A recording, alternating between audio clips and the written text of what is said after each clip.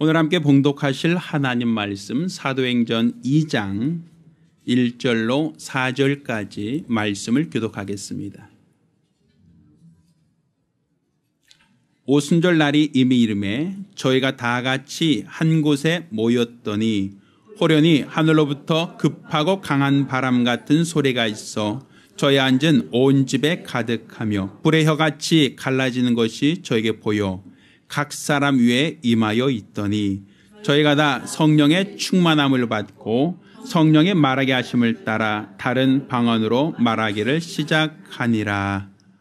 아멘. 자, 오늘은 오순절 다락방에 모인 자라는 제목으로 하나님 말씀을 함께 나누겠습니다. 하나님은 신실하신 분이십니다. 우리가 찬양할 때 신실하신 주, 신실하신 하나님에 대하여 우리가 간혹 찬양을 합니다.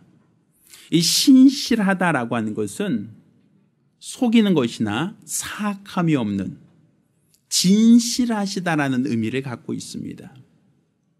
다른 말로 우리가 하나님을 신실하시다라고 하는 것은 그분은 거짓이 없는 분, 회전하는 그림자가 없으신 분, 자신이 말씀하신 것에 대해서는 반드시 지키시는 분, 그런 의미로서 우리가 하나님을 신실하시다라고 믿는 겁니다. 지금 우리가 하나님이 신실하심을 믿지 못한다면 우리 신앙은 기초부터 흔들리게 됩니다. 하나님의 말씀에 단 1%라도 거짓이 담겨 있거나 하나님의 말씀 속에 거품이 끼어 있거나 하나님 말씀에 허풍이 조금이라도 가미되어져 있다라고 얘기한다면 우리들은 하나님을 믿으면서도 불안할 수밖에 없습니다. 하나님이 또 언제 변하면 어떡하지? 하나님의 말씀 중에 허풍이나 거품이 들어가 있으면 어떡하지? 지금 우리가 믿는 이 하나님은 자신이 말씀하신 이 말씀에 대해서는 단 한치의 오차도 없게 모든 말씀이 진실하시고 모든 말씀이 거짓이 없다라고 하는 게 바로 우리의 믿음이지, 상황에 따라서 하나님이 그 말씀을 변개한다, 바꾸신다 라고 얘기한다면 우리들은 굉장히 불안할 수밖에 없고 위태위태한 신앙생활을 할 수밖에 없습니다. 그렇지만 다행스럽게도 하나님은 신실하십니다. 자기가 손해가 올지라도 결코 헛된 말이나 허풍이나 거짓의 말이나 과장의 말을 하지 않습니다. 자신이 말씀하신 것은 자신에게 손해가 올지라도 반드시 지키시는 분이시다라는 것이 성경이 우리에게 알게 하신 하나님이요, 하나님의 신실하심을 우리에게 나타내는 말씀이라고 볼 수 있습니다. 하나님의 신실하심을 우리가 알 수 있는 것은 하나님께서 첫사람 아담에게 동산 중앙에는 선악을 알게 한 실과를 먹지 말라, 먹으면 정령 죽으리라 라고 말씀하셨습니다. 이것은 신실하신 하나님의 말씀이기에 하나님 말씀은 과장할 수도 번복할 수도 없는 말씀입니다. 그런데 첫사람 아담이 하나님 말씀을 거역하고 선악을 알게 한 실과를 먹었습니다. 성경은 먹으면 정령 뭐하리라? 죽으리라 하셨기에 인생들은 죽어야 됩니다. 그게 하나님 말씀이 응하여지고 성취되어지는 증거이기 때문입니다. 하나님 말씀이 상황에 따라서 바뀌거나 변하는 것이 아니라 그 말씀에 하나님이 죽으리라 하셨기에 모든 인류는 죄 가운데 죽게 되었습니다. 이것은 번복할 수 없는 하나님의 공의가 됩니다. 그런데 하나님께서는 우리 인생들을 사랑하셔서 우리를 죄에서 구원하길 원하셨습니다. 하나님께서 우리를 죄에서 구원하실 때 그래 내가 용서해 줄게, 그래 너희 죄를 내가 사해 두노라, 이렇게 그냥 말씀만 하셔도 충분하실 터인데 하나님께서 말씀하신 먹으면 정령 죽으리라는 말씀을 이미 하셨기 때문에 죽지 않고는 하나님께서 말씀하신 것을 그냥 대충 뒤에서 봐줄 수가 없단 말입니다. 그래서 하나님께서는 그리스도 예수, 죄 없으신 하나님의 아들을 십자가에 내놓으신 겁니다. 왜? 먹으면 정령 뭐하리라? 죽으리라 했기에 대속제물이 대신 죽는 것을 통해서만 하나님 말씀이 응하여질 수 있고 우리를 죄 가운데서 멸하지 않고 우리에게 생명을 주실 수 있기 때문입니다. 그러니까 하나님은 이렇게 자기 아들, 죄 없으신 아들을 십자가에 못 박아 죽음에 이르게 하기까지 자신이 말씀하신 것을 헛되이 번복할 수가 없다는 얘기입니다. 그 이유는 하나님은 신실하신 분이시기 때문에 그분에겐 거짓이 없고 그분에게는 거품이나 허영이 없기에 그분은 진실하시기에 그분은 자신이 말씀하신 바가 진실하시고 행하시는 모든 말씀과 그 행위가 진실하시다라는 걸 우리가 믿어야 되는 겁니다.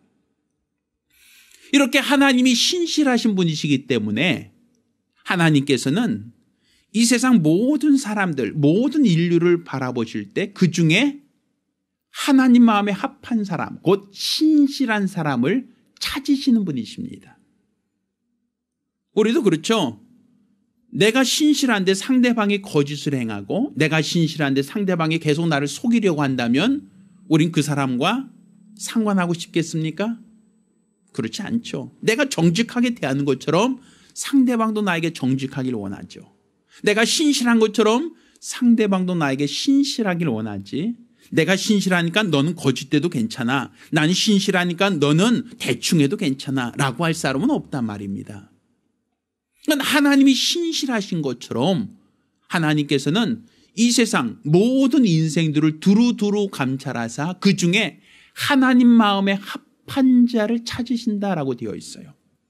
여기서 말하는 하나님 마음에 합한 자라는 것은 하나님 보실 때 정직한 자, 하나님 보실 때 신실한 자를 찾으신다라는 이야기입니다. 그러면 하나님 보실 때 신실한 사람은 어떤 사람인가?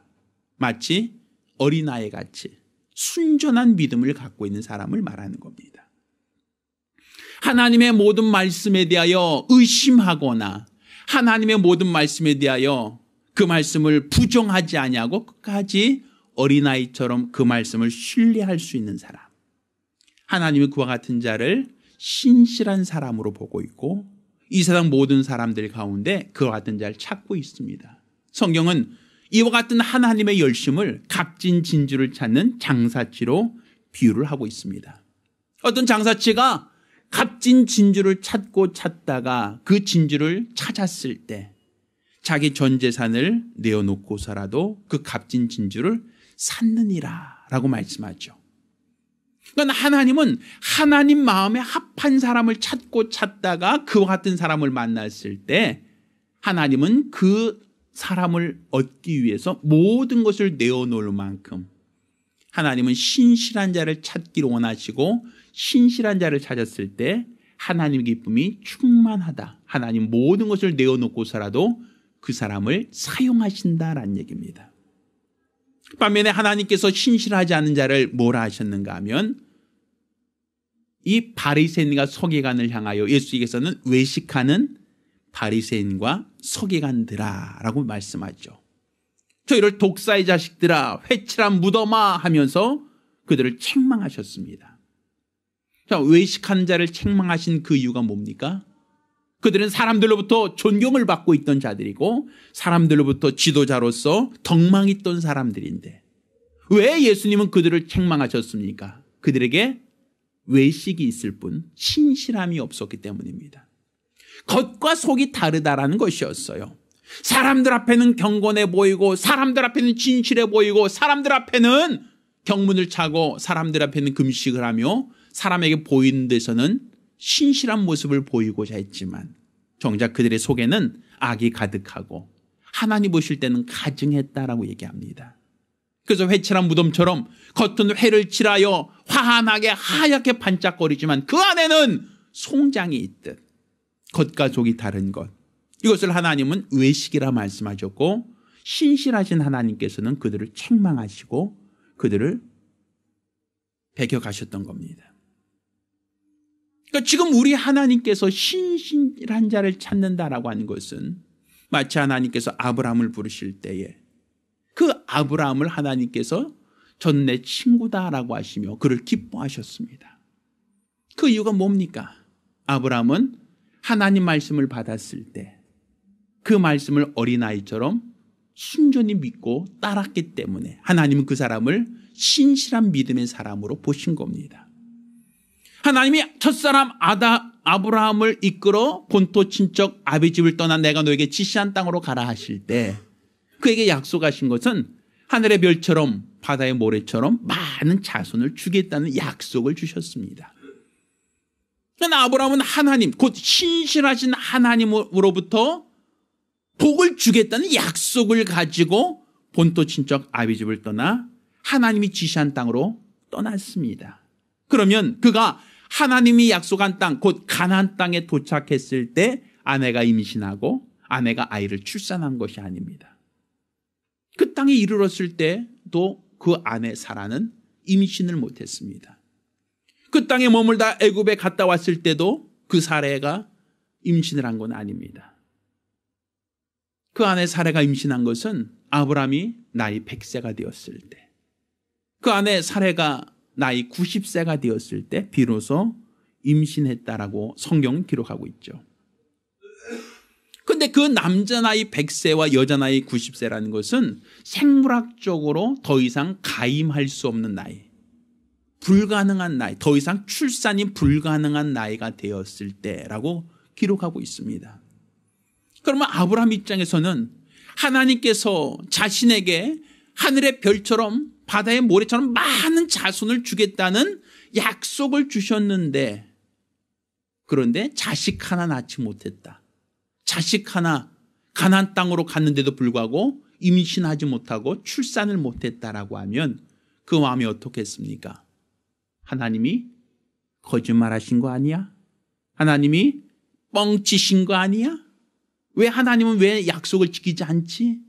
라고 생각할 수 있고 하나님의 말씀을 의심하거나 하나님 말씀에 불안할 수 있는 여지가 있었을 터인데, 성경은 아브라함은 하나님 말씀을 온전히 믿었더라라고 되어 있어요. 그 나이 100세가 될 때까지 1년이 지나고 2년이 지나고 5년 지나고 10년이 지나고 20년이 지나도 하나님의 약속을 끝까지 의심하지 않고 믿었다는 겁니다. 하나님은 이렇게 변하지 않는 믿음, 하나님의 신실하심을 믿고 끝까지 하나님의 약속을 신뢰했던 그 아브라함을 믿음의 조상으로 삼으신 겁니다. 그러게 그게 약속하신 대로 100세에 이삭을 주시고 그를 통하여 많은 자손을 얻게 하셨습니다. 우리가 이것을 보건대 하나님은 무엇을 기다리시는 겁니까? 그가 하나님 말씀을 받고 끝까지 그 말씀을 지킬 수 있겠는가? 이것을 통하여 하나님은 그의 신실하심을 확인하고 그의 신실한 자에게 하나님은 약속을 응하여 주시는 겁니다. 아브라함만이 아니죠. 성경에 나오는 하나님이 쓰셨던 사람들, 이 사람들 모두가 하나님이 보실 때 의인이다, 하나님 보실 때 하나님 마음에 합한 사람이다라고 했던 사람들은 하나님의 약속의 말씀을 받고 그 약속을 끝까지 부인하지 않던 자, 그 약속의 말씀을 끝까지 지키려고 했던 사람들입니다. 그렇게 성경은 사사 입다에 대한 이야기를 하고 있는 겁니다. 하나님 분명 입다를 부르실 때 그 전쟁을 이기게 하신다라고 말씀하셨습니다. 그 전쟁에서 이길 수 있도록 하나님이 도와주신다는 약속을 이미 하셨습니다. 그렇지만 입다가 하나님의 말씀을 의심하죠. 불안한 겁니다. 혹시 이길 수 있을까? 혹시 지면 어떨까라는 불안한 마음에 그가 하나님께 서원을 합니다. 내가 전쟁을 이기고 돌아올 때에 가장 먼저 나를 반겨맞이한 사람이 있으면 하나님께 내가 뭐 하겠습니다? 제물로 드리겠습니다 라는 약속을 하죠. 사실 하나님께서 입다에게 요구하신 것은 아니었습니다. 입다야, 네가 전쟁을 싸워 이기고 돌아올 때 가장 먼저 너를 환영한 사람은 나에게 바쳐야 된다. 하나님은 그런 요구를 하신 적도 없고 그것을 부탁하신 적도 없었습니다. 순전히 입다가 하나님을 신뢰한다면서도, 하나님을 믿고 의지한다면서도 그 마음에 불안이 있고 염려가 있고 또 그 마음에 갈등이 있으니까 하나님께 대하여 마치 우리가 하나님하고 그분이 도와주시면 이렇게 하겠습니다라고 하는 마음의 서원까지 한 겁니다. 그리고 전쟁 나가서 결국 그는 승리하고 돌아올 수 있었습니다. 그런데 그가 승리하고 돌아올 때 그를 반겨맞이한 자는 그의 무남 동료 외딸이었습니다. 입다는 하나님이 신실하심을 알고 있었기에 내가 하나님께 약속한 것도 반드시 지켜야 된다는 것을 그는 알고 있었죠. 그게 무남 동료 외딸이라 할지라도 내가 하나님과 약속한 것은 번복할 수 없다라는 생각을 하게 됩니다. 그래서 결국 그는 자신의 사랑하는 딸을 하나님께 드렸다라는 말씀을 성경 기록으로 남기고 있습니다. 어떻게 본다면 그 정도는 좀 적당히 양보해도 적당히 타협해도 될 것 같은데 하나님이 신실하기 때문에 내가 하나님께 약속을 한 것, 내가 하나님께 이리 하겠습니다라고 하나님께 서원한 것은 자신에게 손해가 될지라도 지킬 수밖에 없었던 것.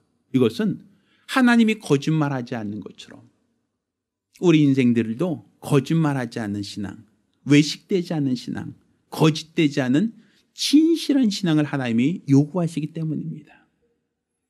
따라서 지금 우리가 하나님께 발견되고 하나님이 기뻐하시는 자가 되기를 원한다면 하나님이 신실하신 것처럼 우리도 하나님 앞에 신실한 믿음, 진실된 믿음, 거짓 없는 믿음을 가지고 하나님께 나올 그러한 결단이 필요합니다. 그러한 자만이 하나님께서 기억하시고 하나님께서 귀하게 사용하시는 겁니다. 그러니까 하나님께서는 오늘 이 시간도 세상 모든 사람들을 두루두루 살펴보시면서 그중에 하나님 마음에 합한 사람을 찾고 있고 하나님 마음에 합한 사람을 기뻐하십니다. 성경은 하나님 마음에 합한 사람을 찾으시는 하나님의 마음을 4가지의 밭의 비유로서 설명을 하고 있습니다. 자, 농부가 밭에 씨를 뿌릴 때에 돌짝밭에 뿌려진 씨앗은 뿌리가 깊지 못함으로 인하여 낮에 태양이 뜨거울 때 타서 말라버렸다라고 얘기합니다. 또한 가시떨기에 뿌려진 씨앗은 그 씨앗이 움터서 자라나지만 가시 기운에 막혀서 더 이상 결실하지 못하였다고 말하죠. 길가에 뿌려진 씨앗은 그 씨앗이 자라려고 하지만 사람들이 지나다니며 밟고 지나다니므로 더 이상 결실할 수가 없었다라고 얘기합니다. 그렇지만 옥토에 뿌려진 씨앗은 잘 자라서 100배로 60배로 30배로 결실하였다라고 얘기합니다. 그럼 여러분은 마치 농부라면 어느 땅에 씨앗을 심기 원하겠습니까? 여러분이 농부라면 가시떨기나 돌짝밭이나 길가에 뿌려진 씨앗도 괜찮다라고 아무 곳이나 씨를 뿌리겠습니까? 아니겠죠. 100배로 결실할 수 있는 옥토, 그곳에 여러분이 씨앗을 뿌리고 싶지 않겠습니까? 그것처럼 하나님께서도 하나님의 말씀을 누구에게 주길 원하시겠는가? 하나님의 이 신실하신 약속을 어떤 사람에게 주길 원하시겠는가? 맞죠? 옥토와 같이 그 말씀을 받고 100배로 결실할 수 있는 사람에게 하나님은 그 말씀을 주기를 원하신단 말입니다. 그 말씀을 받았으나 그 말씀을 그냥 건성으로 받거나 그 말씀이 결실하지 못하는 그러한 사람들에게 하나님이 값진 말씀을 주지 않으시죠. 성경이 이렇게 표현합니다. 너희가 개에게 거룩한 것을 주며 너희가 값진 진주를 돼지에게 던지겠느냐. 하나님께서는 귀한 것을 개나 돼지에게 주지 않으신다는 얘기입니다. 마태복음 7장 6절은 이와 같이 하나님의 마음, 하나님의 모든 말씀을 개나 돼지에게 던지지 않는다. 왜? 생명의 말씀, 진실한 말씀, 신실하신 말씀을 듣고 순종하지 못할 자에게 하나님께서 주실 이유가 없다는 얘기입니다. 하나님께서는 그 말씀을 받고 그 말씀이 결실할 수 있는 신실한 자에게 하나님은 그 말씀을 주길 원하시지, 그 말씀을 듣고 건성으로 듣고 그 말씀 듣고 건성으로 그 말씀을 그냥 귓등으로 그냥 잊어버릴 사람, 망각할 자, 그 말씀에 불순종할 자를 하나님이 기뻐하지 않으시는 겁니다. 또한 하나님께서는 혹여 그 말씀을 주셨다 할지라도 그 가운데 하나님 말씀에 순종하는 신실한 자를 찾고 그 가운데 하나님이 그 신실한 자를 통해 일하신 것을 또한 성경은 우리에게 말씀하고 있습니다. 하나님께서 이스라엘 백성을 애굽에서 이끌어내셔서 그들을 광야에서 십계명이라는 하나님 말씀을 주신 것은 그 십계명이라는 하나님 말씀을 통하여 그 가운데 신실한 자를 찾으시는 겁니다. 그 말씀을 받고 그 말씀에 순종하는 자들 중에 하나님의 신실하신 같이 끝까지 자신의 믿음을 지킨 신실한 신앙인을 찾고 찾으시는 겁니다. 그리고 그와 같은 자를 찾았을 때 하나님은 광야에서 가나안 땅으로 그들을 기업을 주시는 겁니다. 그렇지만 안타깝게도 애굽에서 나왔던 그 수많은 이스라엘 백성들 중에 가나안 땅을 유업으로 받았던 자는 여호수아와 갈렙밖에 없었죠. 그 수많은 사람 중에서 왜 여호수아와 갈렙밖에 기업을 얻을 수 없었는가? 결국 하나님 말씀을 받았으나 그 말씀에 불순종했던 자, 하나님 말씀을 받았으나 그 말씀대로 순종하지 못했던 자, 의심하고 불안해하고 걱정하고 염려하며 하나님을 대적했던 모든 사람들은 결국 말씀을 받았다는 것으로서 신실한 것이 아니라 그 말씀을 받았으나 그 말씀을 온전히 순종치 못한 자들은 하나님의 나라 곧 가나안 땅에 들어갈 수가 없었던 것을 우리가 볼 수 있습니다. 그러니까 우리의 신앙은 하나님의 말씀을 들었다, 알고 있다가 아니라 하나님 말씀을 온전히 순종함으로써 하나님으로부터 신령한 자, 하나님부터 순전한 자라고 인정을 받아야 됩니다. 하나님이 신실하신 것처럼 우리도 우리의 믿음이 하나님으로부터 신실한 자로 인정을 받을 때 하나님은 그 사람을 사용하시는 겁니다. 오늘 우리가 읽은 이 본문 사도행전 2장 1절로 4절까지는 오순절날 성령이 임하시는 이야기가 기록되어 있습니다. 그런데 오순절날 하나님이 약속하신 성령을 받은 사람은 마가다락방에서 기도하던 120명의 문도들, 예수를 따르던 사람들이었다라고 기록을 하고 있습니다. 그런데 성령을 받은 사람이 왜 그 마가다락방에 있던 사람들에게만 임하였는가라는 거예요. 예수의 부활을 목격한 사람은 120명만이 아니었습니다. 예수께서 죽으셨다가 살아나셨다, 예수께서 죽었다가 살아난 것은 고린도서 15장 4절 6절까지 보면 게바에게 먼저 보이시고 12제자와 또 예수의 부활을 목격한 자가 500명이나 되었다라고 성경 기록하고 있어요. 그러면 사람이 죽었다가 살아났다라는 것은 누구도 인정할 수 없는, 누구도 시인할 수 없는 그런 불가능한 일인데 예수께서는 십자가 달려 모든 사람들이 보는 앞에서 죽음을 당하셨고 또한 그가 다시 살아나신 그 부활의 모습을 12제자만이 아니라 500명이라고 하는 예수를 따르던 그 수많은 무리에게 보여주셨다라고 성경 기록하고 있습니다. 그리고 그들에게 자신이 다시 살아난 것만이 아니라 하늘로 올라가시며 내가 너희를 위하여 초소를 예비하고 다시 올 것이다라는 말씀을 하십니다. 그러니까 너희는 내가 올 때까지 예루살렘을 떠나지 말고 아버지께 내가 구하여 성령을 보내줄 터이니 성령이 임할 때까지 예루살렘을 떠나지 말라고 사도행전 1장 4절에 말씀하십니다. 그런데 그 말씀을 들었던 자, 그 말씀을 아는 자는 500명이었을 겁니다. 최소 인원 500명으로 시작해야 되겠죠. 500명은 예수님의 말씀을 들었습니다. 또 그 말씀을 알고 있었습니다. 그런데 그중에 120명만 성령을 받았다. 나머지 380명은 어떻게 된 겁니까? 분명 예수의 부활을 목격하고 예수가 승천하시는 것을 바라봤던 사람들 중에 왜 120명만 성령이 임하고 나머지 380명에게는 성령의 임재가 없었겠는가? 그 이유가 무엇인가? 아마 예수님께서 성령이 임할 것이다라는 것을 날짜로 알려주셨다면 그들은 아마 더 많은 사람들이 성령을 받았을지 모릅니다. 내가 가고 일주일 만에 줄 것이다. 아니면 내가 가고 사흘만 기다려라. 사흘 만에 줄게. 이런 식으로 날짜를 정하고 말씀하셨다면 그들은 무슨 수를 서서라도 그 날짜를 기억하고 지켰겠죠. 그렇지만 예수님께서는 하늘로 올라가시며 내가 아버지께로 가면 너희가 성령을 보내주겠다라고 말씀하셨지만 그 때와 기한을 구체적으로 말씀하지 않으셨단 말입니다. 사실 예수님께서 오신다라고 했던 그 약속의 말씀도 첫사람 아담에게 여자의 후손이 뱀의 머리를 상하게 할 것이다 라고 말씀하셨지만 그 말씀이 아담 살아있을 때 이루어지지 않았습니다. 아브라함에게 대적의 문을 얻을 자식을 주겠다고 약속하셨지만 그 대적의 문을 얻을 자식을 그냥 이삭 하나 낳았을 뿐 그는 예수가 오시는 것을 그는 멀리서 바라보고 환영할 뿐 그는 보지 못했습니다. 그러니까 예수가 오실 때까지 수백 년, 수천 년이 지났거든요. 그러니 성령이 임할 것이다라는 그 약속도 오늘 이루어질지 내일일지 아니면 내일 모레일지 일주일일지 아니면 한 달이나 1년 후일지 그건 누구도 모르는 겁니다. 그러니 예수께서 성령을 받으라. 너희가 예루살렘을 떠나지 말고 성령을 받으라 라고 말씀하셨지만 그 말씀을 받고 처음에는 모였을 거예요. 처음에는 그들이 모여서 기도하기도 하고 그들이 모여서 성령 임하기를 사모했겠죠. 근데 하루가 지나고 이틀이 지나도 변화가 없습니다. 사흘이 지나고 일주일이 지나도 그들에게 변화가 없습니다.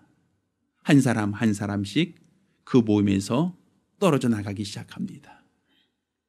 결국 열흘이 지나 성령이 임할 때까지 그들의 모임 인원은 120명으로 줄어들었다라고 볼 수 있는 겁니다. 이것은 마치 우리가 연초에 무슨 계획을 세우죠? 무슨 계획이죠? 어떤 사람은 다이어트 해야지부터 시작하여 또 믿지 않는 남편들은 담배 끊어야지 아니면 우리 아이들은 뭐 해야지라고 하는 연초에 여러 가지 계획을 세우죠. 그런데 보편적으로 며칠 갑니까? 어떻게 3일인지 어떻게 아십니까? 우리나라 옛날 말에 이제 작심삼일이란 말처럼 연초에는 아주 그럴듯한 여러 가지 계획을 세우고 시작을 하지만 며칠 지나지 않아 우리들은 마음이 느슨해지죠. 아 힘들다. 아 내일부터 하자. 아 다음부터 하자. 이렇게 조금씩 미루다 보면 결국에는 우리는 처음에 연초에 계획했던 바가 연말까지 지속되지 않는 경우를 우리 많이 경험하게 되죠. 옛사람이 그것을 작심삼일이라고 말하지 않습니까? 그러니까 성령이 임할 것이다라는 그 약속의 말씀을 받았습니다. 그리고 그 약속의 말씀대로 기다렸습니다. 그렇지만 하루가 지나고 이틀 지나고 사흘이 지날 때까지 변화가 없자 사람들은 동요하기 시작합니다. 언제까지 해야 됩니까? 언제까지 기다려야 됩니까? 막연하게 기다리는 것은 굉장히 길게 느껴지거든요. 결국 한두 사람씩 떨어져 나가게 되고 결국 예수님께서 올라가시고 부활하신 모습은 그들 모두가 목격했지만 성령을 받은 사람은 120명이었다. 결국 하나님 약속의 말씀을 끝까지 믿고 신뢰했던 사람, 신실한 믿음을 갖고 있던 사람에게만 성령이 임재하셨다라고 볼 수 있는 겁니다. 그러니 성령이 올 것이라는 말씀을 들었다라는 것으로 성령 받는 게 아니고 알고 있다, 머리로 내가 알고 있다라고 성령 받은 게 아닙니다. 내가 그 말씀을 듣고 끝까지 순종한 사람에게만 성령이 임하시는 겁니다. 우린 이와 같은 사례를 열처녀의 비유를 통하여 또 들을 수 있지 않습니까? 신랑이 온다는 것을 모르고 있었던 처녀는 없었습니다. 모두가 다 신랑이 온다는 것을 알고 기다리고 준비하고 있었던 여인들입니다. 그런데 그중에 5은 신랑이 오면 결혼 예식에 참여하려고 기름을 넉넉히 준비했던 여인들이고 5은 이 정도면 되겠지라고 안일하게 생각하고 기름을 충분히 준비하지 않았던 5명의 처녀가 있을 뿐입니다. 자, 신랑이 온다는 것을 알고 기다리다가 신랑이 오는 시간이 점점 늦어지니까 결국 자신들이 준비했던 기름이 다 떨어져 버렸습니다. 이제 신랑이 왔을 때 결혼식에 참여하려고 준비를 했지만 이미 기름이 떨어진 여인들은 혼인 예식에 참여할 수 없었다라고 성경 기록하고 있죠. 그래서 기름을 준비한 5명만 혼인 예식에 참여하고 뒤늦게 기름을 준비하고 찾아왔으나 이미 문이 닫혔다라고 하며 바깥에서 슬피면 이를 갈미 있으리라고 하는 5명의 어리석은 여인을 말하고 있죠. 자, 모두가 신랑이 온다는 것을 알고 있었습니다. 모르고 있었던 건 아닙니다. 알고 있었지만 알고 행하느냐, 알고 행하지 않느냐, 이 두 가지 차이가 있을 뿐입니다. 몰라서가 아니에요. 자, 우리가 오늘날 기도하면 하나님께서 응답하신다는 이와 같은 사실을 우린 들어서 알고 있습니다. 성경에 내 이름으로 구하라 내가 시행하리라는 하나님의 말씀을 우리가 받았고 그 약속을 따라 우린 기도하고 있습니다. 그렇지만 많은 사람들이 기도하면서도 응답을 받지 못하는 그 이유가 무엇입니까? 하나님께서는 그의 믿음의 신실함을 하나님은 먼저 판단하기를 원하시기 때문입니다. 너희가 구하여도 얻지 못하는 것은 너희가 두 마음을 품고 있기 때문이다. 너희 마음에 의심이 있거나 너희 마음에 불안이 있거나 너희 마음에 하나님이 응답하지 않으면 어떡하지라는 이런 어떠한 불신앙이 있다면 결국 하나님께서는 이와 같은 두 마음을 갖고 있는 자에게 응답하지 않으신다. 결국 하나님은 내가 기도한 것이 당장 내 눈에 보이지 않는다 할지라도 내가 하나님께 구한 것이 당장 응답으로 내 손에 만져지는 것이 없다 할지라도 끝까지 그 믿음을 지속할 수 있는 신실한 믿음을 갖고 있는 사람을 통해서만 하나님은 약속을 응하시신다는 얘기입니다. 그러니까 하나님은 신실한 믿음이 있는가를 먼저 확인하시고 그에게 응답하신다는 얘기입니다.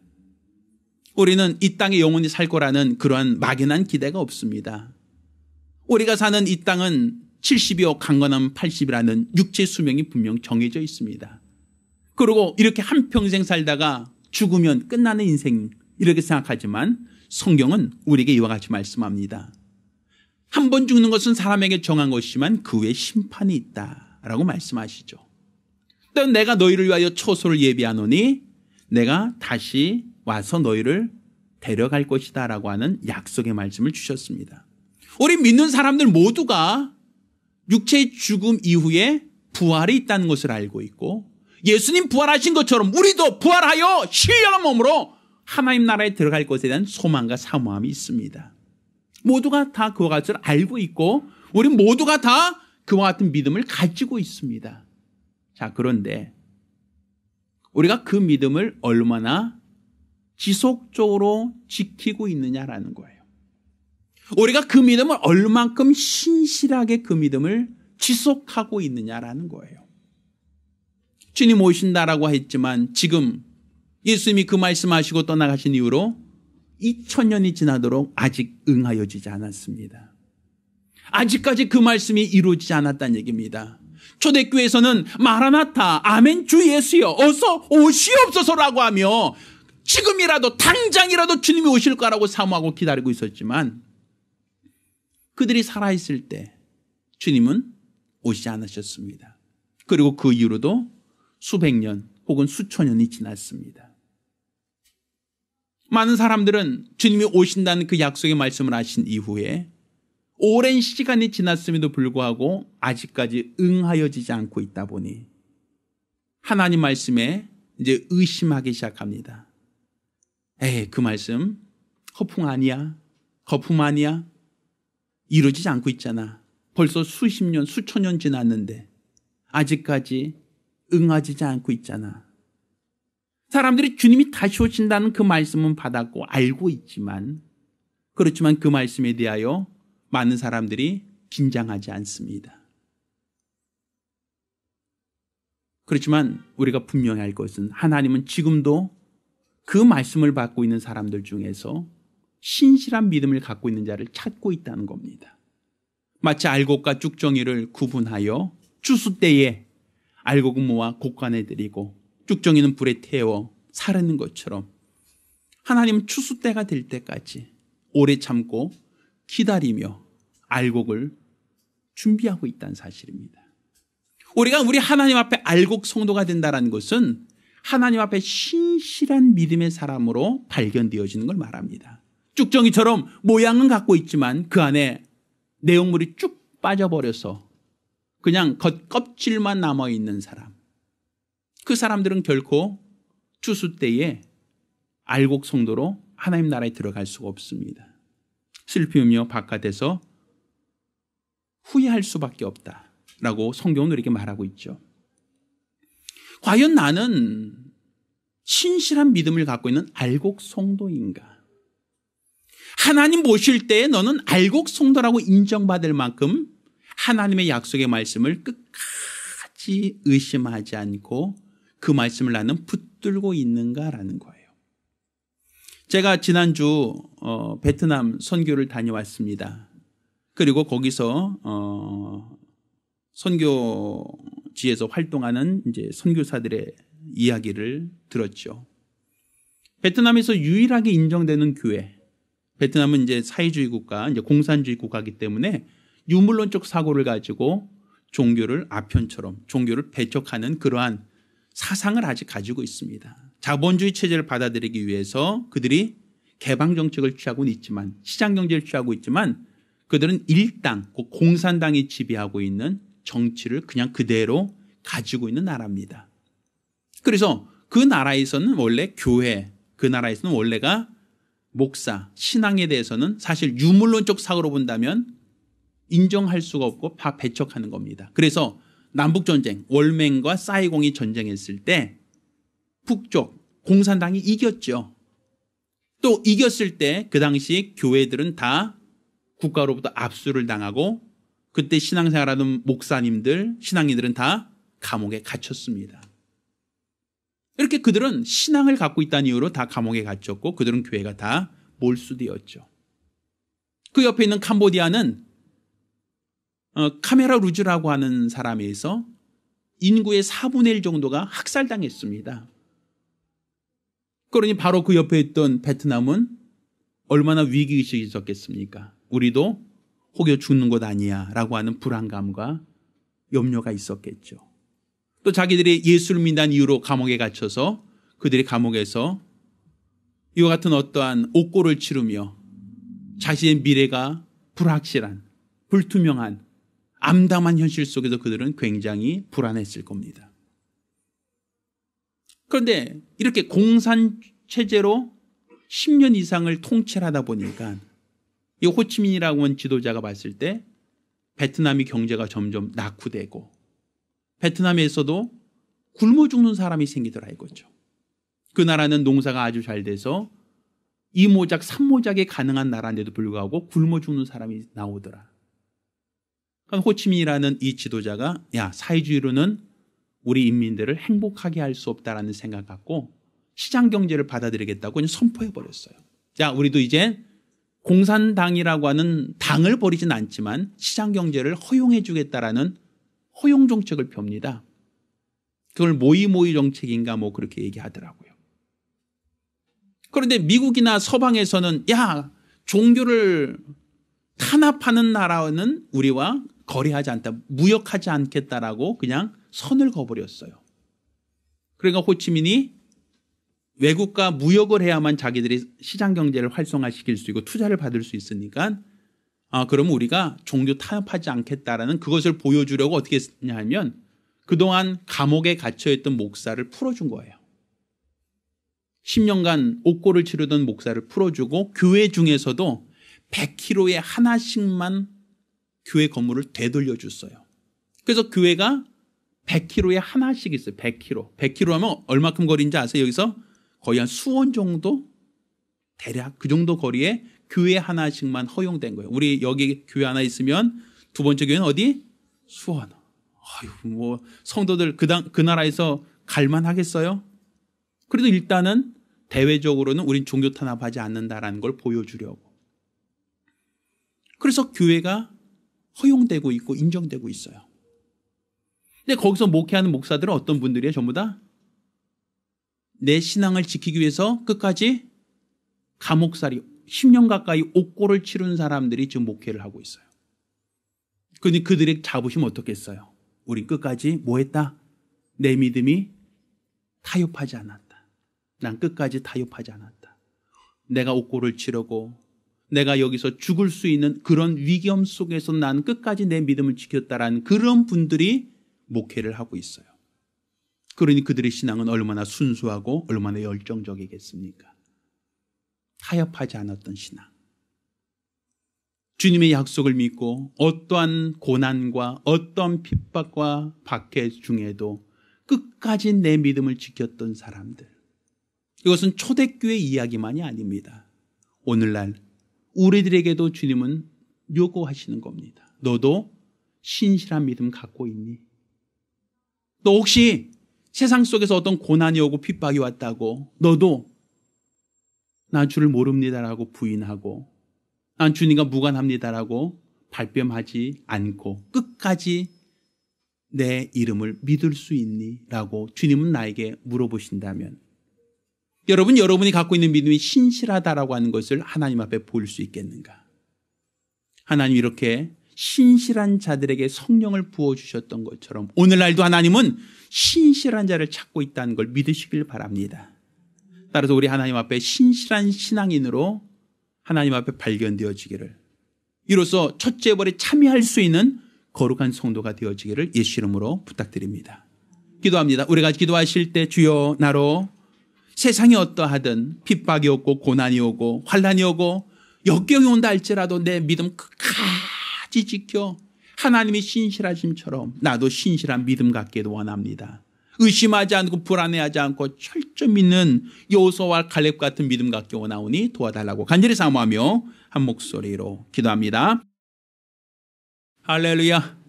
우리 옆 사람에게 신실한 믿음 가집시다 하고 인사하시기 바랍니다. 자, 신실한 성도가 됩시다. 타협하지 않는 믿음, 정직한 믿음 갖기를 예수 이름으로 축원합니다. 이제는 우리 주 예수 그리스도의 은혜와 아버지 하나님의 극진하신 사랑과 보혜사 성령님의 교통하시고 역사하심이 오늘 이와 같이 하나님의 신실하심을 알고 그의 약속의 말씀이 신실하심을 믿어 일평생 신실한 믿음 갖고 주님 오실 그날까지 우리 자신의 믿음을 지키기로 결심한 우리 모든 성도들과 가정들 위해 이제로부터 영원까지 함께 있을지어다. 아멘. 우리 하나님께 영광을 돌리겠습니다.